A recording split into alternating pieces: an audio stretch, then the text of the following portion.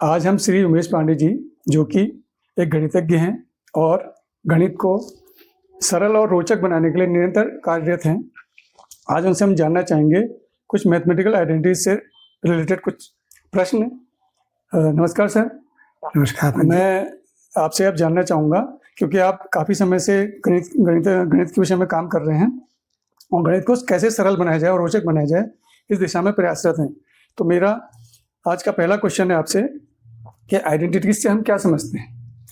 हाँ, तो पंजे आपने बड़ा रोचक प्रश्न उठाया है।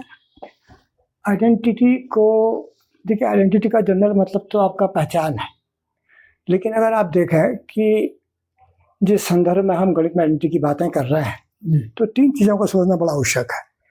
एक तो एक्सप्रेशन है जिसको हम व्यंजक कहते हैं जी, एक इक्वेशन है जी, और तीसरा आपका आइडेंटिटी है। ओके।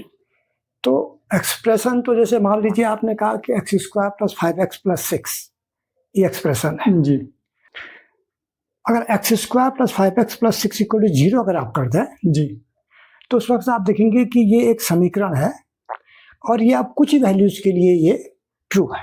ओके। x = -2 या x = -3 के लिए ये ट्रू है, बाकी वैल्यूज के लिए ट्रू नहीं है। जबकि एक्सप्रेशन जो था उसमें आप कोई वैल्यू रख सकते थे। ओके। अब तीसरी बात जो आइडेंटिटी है, आइडेंटिटी का मतलब यह है कि कोई ऐसे अलजेब्रिक दिए गए हर मान के लिए ट्रू, अच्छा, हर मान के लिए ट्रू हो। जैसे मान लीजिए आपने कहा a + b का whole square, a² + b² + 2ab। अब आप a और b के कोई भी मान रखिए, दोनों साइड से, राइट लेफ्ट हैंड साइड से भी राइट हैंड साइड से, जी, तो आप पाएंगे हमेशा इक्वल आएंगे।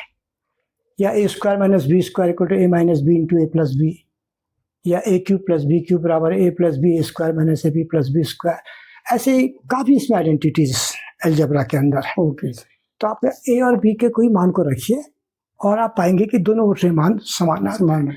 तो इसका जो सबसे बड़ा बेनिफिट है वो ये है कि कई क्वेश्चंस को सॉल्व करने में हमें इसकी बहुत बेनिफिट होता है, बहुत फ़ायदा हमको होता है कि भाई हमको कहीं पर दिखता है कि a² + b² + 2ab के रूप में कोई संख्या, मान लीजिए आपने 2 का स्क्वायर + 3 का स्क्वायर जी, +2 × 2 × 3 कहीं पर दे रखा है, और अगर हमको एक्सप्रेशन या ये एंटिटी याद है तो हम पाएंगे कि तो a + b का होल स्क्वायर है, तो हम 2 + 3 का होल स्क्वायर करो 25 सीधे कर लेंगे। जी, जी, तो इस टाइप का बेनिफिट्स जो है हमको, ये जो आइडेंटिटीज है अलजेब्रिक आइडेंटिटी, उसमें ये हमको बेनिफिट होता है।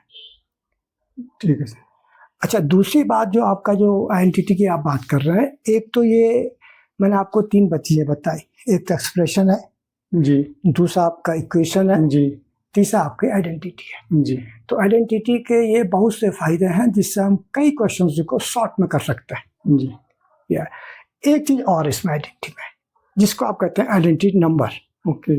जैसे मान लीजिए आप ये कहते हैं कि भाई आपका जोड़ की आइडेंटिटी 0 है और गुणा की आइडेंटिटी आपकी 1 है। जी, जी, जनरली आप ऐसा बात कहते हैं। जी, जी, जी, तो ये आइडेंटिटी जो नंबर होते हैं, इनकी विशेषता यह है कि जैसे 0 को किसी भी संख्या में जोड़ेंगे आप तो उसके मान में कोई अंतर नहीं आएगा।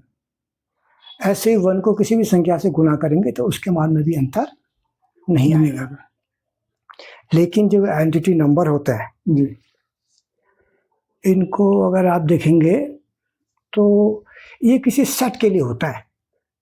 अगर आप नेचुरल नंबर के सेट में तो 0 is not additive identity in the case of the natural numbers, क्योंकि because 0 is not the part of the natural number.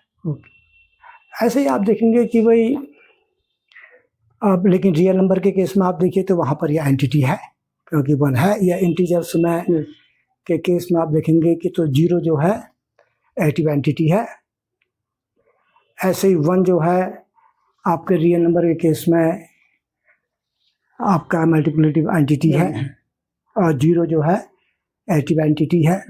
लेकिन अगर बाय द वे आप एक इरेशनल नंबर का सेट लें तो वहाँ पर 1 आपकी आइडेंटिटी नहीं है, क्योंकि 1 तो रेशनल नंबर है,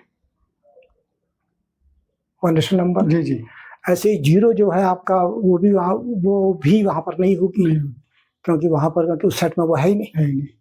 तो ये डिपेंड करता है एंटिटी नंबर को हम किस सेट पर बात कर रहे हैं, जी किस सेट के संदर्भ में हम बात कर रहे हैं, उस सेट के हिसाब से हम एंटिटी को चूज करते हैं। एंटिटी यहाँ पर होगी या नहीं होगी इस वहाँ पर हम तय करता है। धन्यवाद सर। मेरा दूसरा क्वेश्चन है कि एल्जेब्रिक आइडेंटिटीज और आइडेंटिटीज में क्या कोई भिन्नता है या ये दोनों एक जैसी दोनों? देखिए एंटिटी का मतलब यह है, मैथमेटिक्स में जो एंटिटीज का मतलब करता है कि भाई जैसे आपने a प्लस बी का होल स्क्वायर की बात जी करी, जी जी तो ये a square plus b square plus 2b दोनों साइड से ये मान बराबर आएगा। जी। a और b का कोई मान रखें तो वो सब जगह से एक आपके एल्जेब्रिक एंटिटी, ये अलजेब्रा की बात है जी। और एंटी नंबर एक अलग चीज है जो अभी हमने बात कर रहे थे। जैसे 1 जो आपका है किसी सेट के अंदर ये मल्टीप्लिकेटिव एंटिटी है, और 0 जो है किसी सेट के अंदर ये एडिटिव एंटिटी है। ठीक है सर, ठीक है सर। तीसरा मेरा क्वेश्चन है सर कि आइडेंटिटीज की मैथ्स में क्या उपयोगिता है, मतलब इसको क्या उपयोगिता है? बहुत उपयोगिता है सर। तो ये मैथमेटिक्स के अंदर जैसे मान लीजिए आप ये लीजिए कि मान लीजिए 2 एक संख्या है, तो उसका इन्वर्स क्या होगा? 1/2। अब जब तक का 1 नहीं है तब तक का आप 1/2 की बात नहीं कर सकते। जी जी जी। इन्वर्स जहाँ पर इन्वर्स की बात आएगी वहां पर आपको ये मल्टीप्लिकेटिव एंटिटी काम आ जाएगी। अच्छा।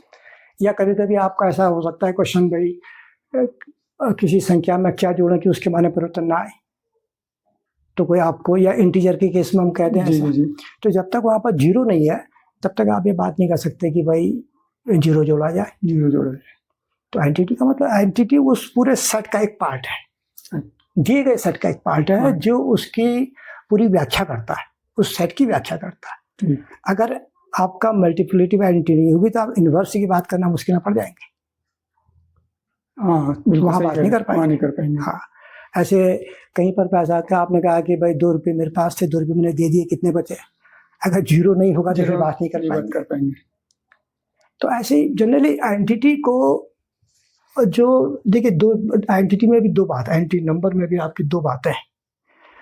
एक बात तो आपकी यह है कि मान लीजिए ई एक आइडेंटिटी है किसी भी सेट के लिए, मान लीजिए मैं एक ई कहता हूँ जी, मान लीजिए ई आइडेंटिटी है जी, उसके number by the way a b c d, उस सेट में कोई नंबर है जी, तो ई इंटू ए बराबर ए इंटू ई होना चाहिए। इंटू का मतलब इंटू मत कहिए, इसे ऑपरेशन का देते हैं, ई ऑपरेशन ए बराबर ए ऑपरेशन ई होना चाहिए, दोनों ओर से होना चाहिए, दोनों ओर से, तब वो आइडेंटिटी है, तब वो ट्रू आइडेंटिटी है। ट्रू आइडेंटिटी तभी है ना। ट्रू आइडेंटिटी होने के लिए आवश्यक होगा कि दोनों ओर से वो लागू। इसका मतलब LHS इक्वल टू RHS। हाँ, दोनों साइड से होना चाहिए उसको। अब आप इसको देखेंगे, मान लीजिए आपका ऑपरेशन आपका डिवीजन है, मान लीजिए जी, तो 2/1 नॉट इक्वल टू 1/2। तो यहाँ पर को आपका ये डिवीजन के केस में अगर ऑपरेशन डिवीजन है, जैसे हमने कहा ई ऑपरेशन ए बराबर ए ऑपरेशन ई का, थोड़ी इसको देखिए आप, जैसे सपोज करें हम एक इंटीजर्स के केस को लें, पॉजिटिव इंटीजर केस को लें, तो वहाँ पर 2 × 1 बराबर 1 × 2 है। इसका मतलब है 1 यहाँ पर ट्रू आइडेंटिटी है, राइट है ना। अब आप लिखिए, जैसे बाय द ऑपरेशन में डिवीजन लो, सपोज करें ऑपरेशन डिवीजन लो जी जी, तो 1/2 इज नॉट इक्वल टू 2/1। तो डिवीजन के केस में 1 जो है ट्रू आइडेंटिटी नहीं है। जनरली हम आइडेंटिटी कह देते हैं उसको, लेकिन वो ट्रू आइडेंटिटी नहीं है। ट्रू आइडेंटिटी होने के लिए उसको कम्यूटेटिव प्रॉपर्टी को होल्ड करना चाहिए।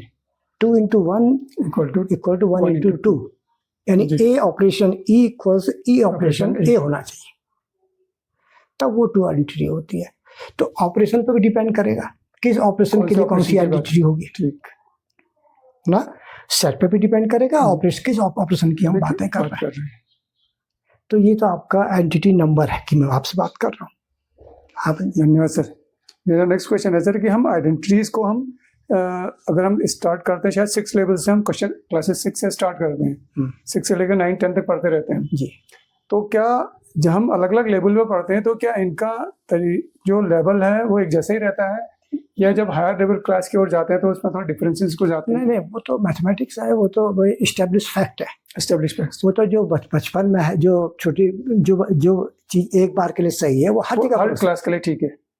देखिए, mathematics is the language of physics कहा जाता है ना। और मैथमेटिक्स तो सबसे पहले आई है, उसके बाद अन्य साइंसेज आए। जी जी।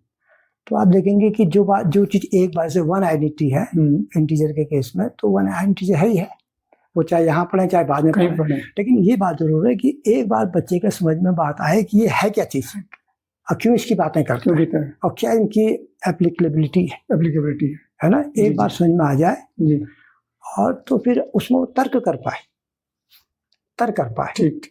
जैसा भी हम बात कर रहे थे कि डिफरेंट ऑपरेशन के बीच हाँ, में भी एंटिटी चेंज हो entity जाएगी, change। वो हर टाइप से, हर सेट के अंदर, अनेक सेट्स के अंदर अगर बच्चा एक बार बात कर पाए, उसका तब वो उसको समझ अच्छे आता से समझ पाएगा। है। जी हाँ, तो वो सब जगह उसका तो आगे जो आप देखा हायर एजुकेशन मैथमेटिक्स में, फिर आप देखेंगे कि तो ये छोटी छोटी चीजें ना समझ पाने के कारण बड़ी दिक्कत वो है। दिक्कत आती है।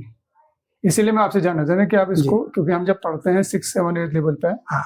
तो अगर हम उसको बच्चा वहीं से समझ लाए तो बिल्कुल मेरे ख्याल से उसको फिर आगे हायर क्लास में दिक्कत नहीं है। बिल्कुल, वो तो बचपन से एक बात समझ जाए। जी कई चीजें ऐसे, जैसे आपका गुणा करता है, जी कभी आप करते हैं ऐसे गुणा करते हैं, कभी डॉट लगाते जी हैं, जी कभी सीधे ऐसे गुणा कर जी देता है। जी। बच्चे के दिमाग में अब कंफ्यूजन रहता है कि ये अलग अलग क्यों हाँ, करता है। अलग क्यों करते तो एक स्टेप पर उनको पहले बता देना चाहिए, 8-9 स्टेप पे उनको बता देना चाहिए ये चीजें हैं हैं? क्या, क्या चीजें हैं? कैसे मैथमेटिक्स फॉलो हो रही फॉलो है। हो रहे हैं। तो अगर एक बार बच्चे के दिमाग में वो चीजें बैठ जाए जी, तो फिर हायर उसे करने में अच्छा लगेगा। धन्यवाद सर। मेरा आखिरी क्वेश्चन आपसे है, आइडेंटिटीज का मैथ्स के अलावा भी कोई अन्य सब्जेक्ट से कोई संबंध है? नहीं, देखिए आप साइंस तो देखिए, आपका फिजिक्स पढ़े, केमिस्ट्री पढ़े या कोई भी सब्जेक्ट पढ़े, जहाँ पर भी कैलकुलेशन की बात आई, जैसे फिजिक्स है, मैथमेटिक्स तो अपने में एक सब्जेक्ट है, लेकिन उसका यूज तो फिजिक्स में ही होता जी जी जी। है ना। तो जहाँ भी फिजिक्स की बात है, पूरे जीवन में फिजिक्स ही आप देखते हैं। जी जी। तो जहाँ फिजिक्स है वहाँ मैथ्स है, Maths है। और जहाँ मैथ्स है वहाँ ये सब चीज़ें जो आइडेंटिटी की बात कर रहे हैं, कोई भी बात कर रहे हैं, मैथमेटिक्स के जो भी टूल है जी, वो सभी जगह उस पर पड़ेगी उसकी। जी, धन्यवाद सर आपका बहुत बहुत, आपने इतनी ज्ञानवर्धक जानकारी हमको दी। अगले बार फिर हम आपसे कुछ और चीजें जानकारी चाहेंगे। धन्यवाद। ठीक है भाई।